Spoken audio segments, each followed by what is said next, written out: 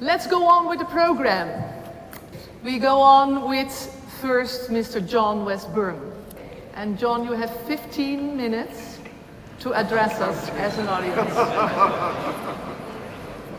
Making shift happen is one of those very challenging terms. It's very short, very sharp. And my first reaction really is to say, well, why? You know, we're doing okay.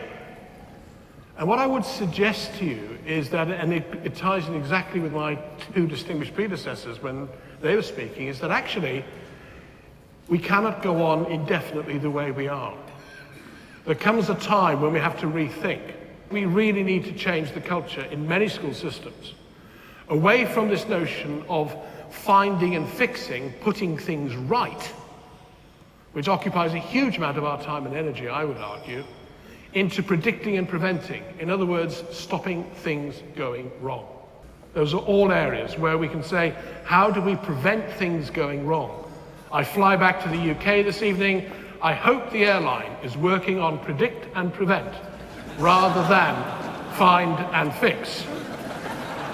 Even on a short flight across the North Sea, find and fix may not be an option available. And it can be questioned, it can be challenged, it can be debated, and I look forward to doing that this afternoon. This is where I spend a lot of my time, working with teachers around curriculum, assessment, grading, and instruction. And this little graphic is just a graphic representation around when we improve and help teachers to get better at what they're doing, how does that affect student achievement?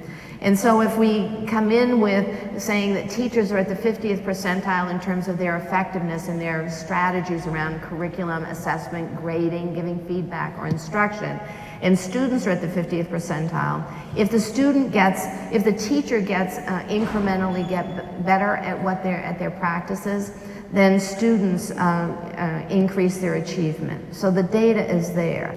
If there's not strong leadership in the school, the improvements are not going to happen. They just are not going to happen. And many times I see in school extremely effective teachers, yet if I see ineffective leadership, it doesn't happen.